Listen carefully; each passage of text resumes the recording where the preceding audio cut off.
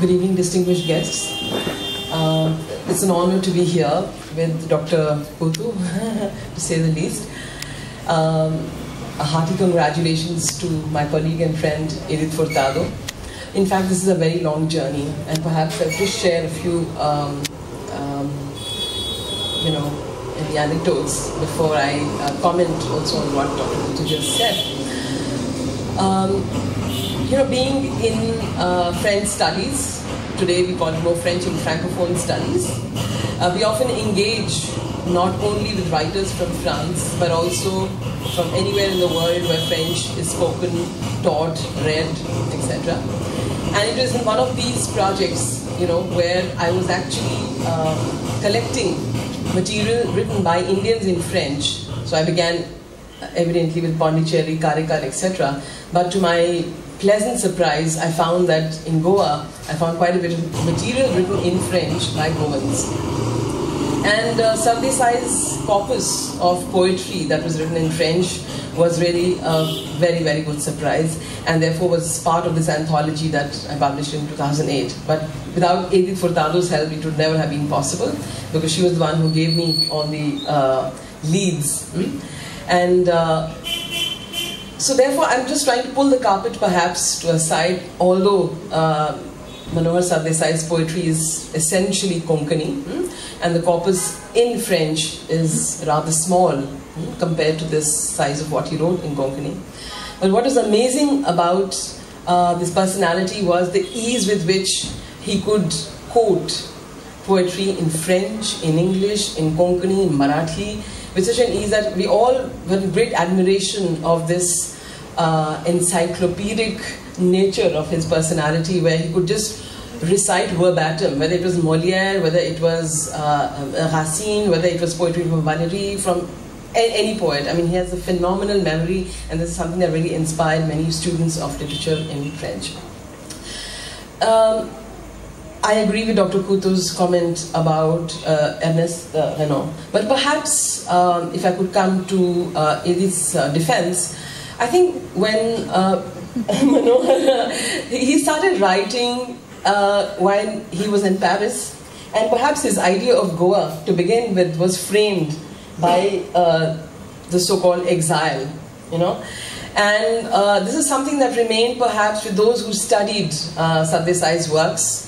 The initial work that he wrote, especially the poetry that he wrote in French, was all initially written in Paris.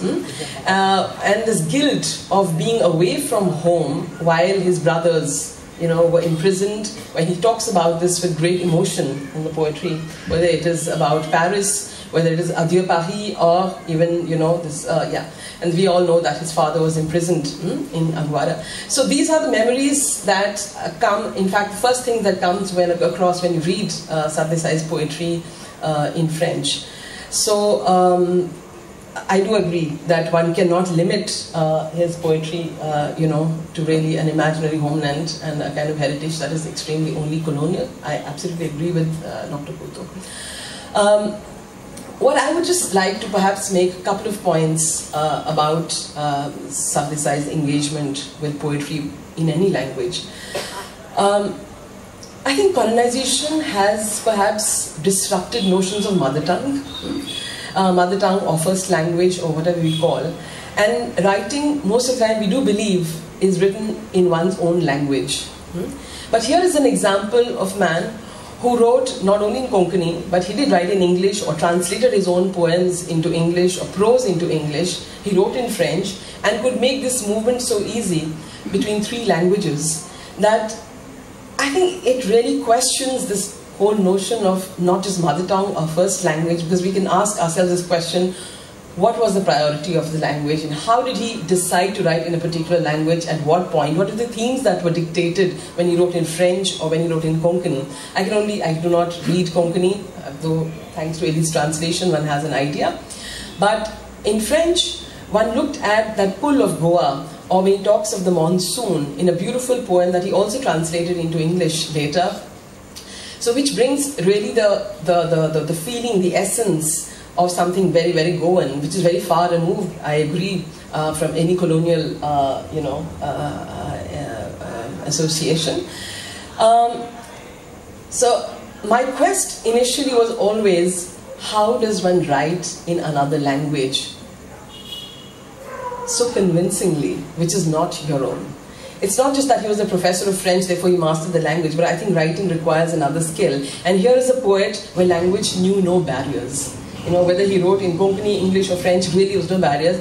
And I can only think of another poet, an Indian poet, who is no longer with us, Ranajit Sarkar. During my quest, you know, when I was collecting these poems or any writings written by Indians in French, I discovered again a poet who published his poetry in Bengali, in English, but he did not publish his French poems.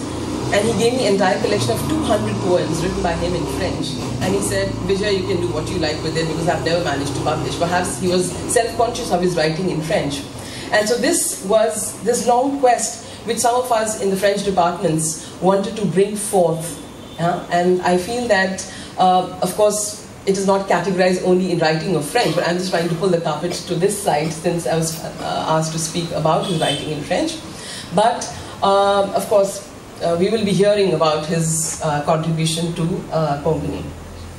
I, again, in total agreement with Dr. Kutu about the cosmopolitanism, I think, in Sardessai's, at least French poems, totally. There was no limiting themes. Perhaps 3 or 4 poems really talk about the angst during the colonial times, but he could really put across various themes and showed Goa as really a window, you know, to the world, and not limiting really to inside. Maybe you could react something else later, but after Dr. Borkar says about the poetry in Konkani.